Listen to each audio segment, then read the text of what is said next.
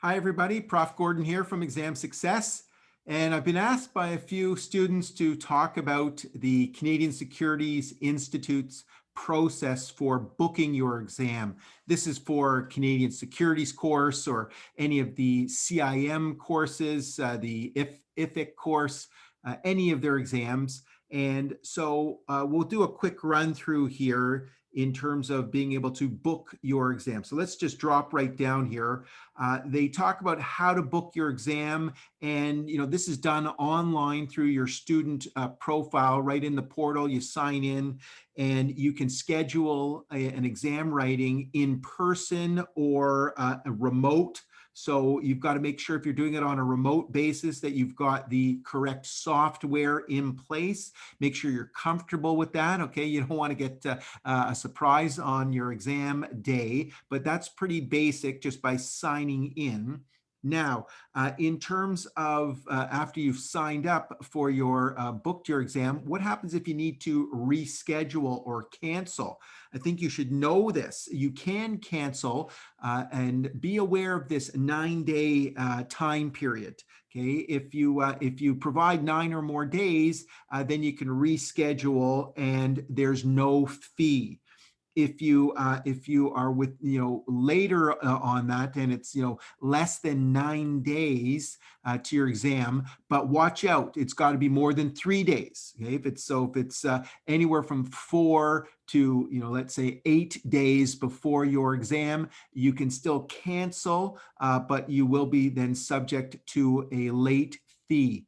And now the big one, okay, a lot of surprise here.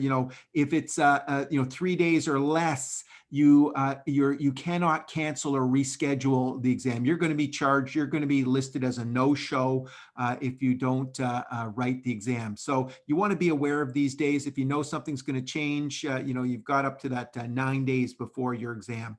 So make sure that you're aware. And if it's a real emergency, then all the way up to let's say day 4 before the exam.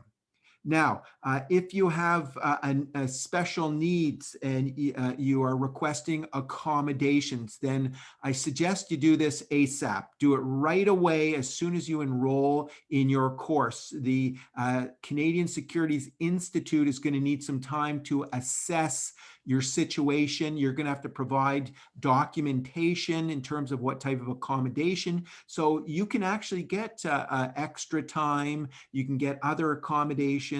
And this is happens, and I've had students do this, but you have to have the proper documentation. And the other important thing is you got to give the Canadian Securities Institute enough time to be able to evaluate your situation. Don't wait until a few days before your exam to send this in. There's no way they're not going to get back to you in time, and then you're not going to get the accommodations that you deserve. Now, in terms of where the exams are located, I mean, they, right across the country, okay? And so I don't think that this is such an important point to be aware of. So let me drop down to just a couple of other points here. The exam results. So a lot of students were asking me, when do you get your exam results? And CSI tells us here within 24 hours. So, it is really quick in terms of the turnaround. This is simply computer based, and your results are just scored almost instantaneously. So you can check the same day to see, if you've passed or if you didn't pass. Now, if you did not pass and you were thinking, there's something issue with some of these questions, you can actually ask for a remark of your exam. And now this is subject to a fee, and that fee can be anywhere from $100 to $250 for a remark. Now, I have to say, in the 20 years of prepping people for these exams, I have not heard of any student who's asked for a remark where they've had their results change from a fail to a pass. So my advice is just save your money. Don't bother going for the remark. Okay. I know it's tough, but, suck it up and, study again, look at the results, see where your weak areas were, and just try to expand your knowledge base there, get yourself over the passing score. And now, if you're really adamant about pressing for a remark, you have to do this within 4 weeks of receiving your results. So you can't let it linger and then come back. Okay, so now these are all on the Canadian Security Institute's website. Okay, they've got a lot of great information there.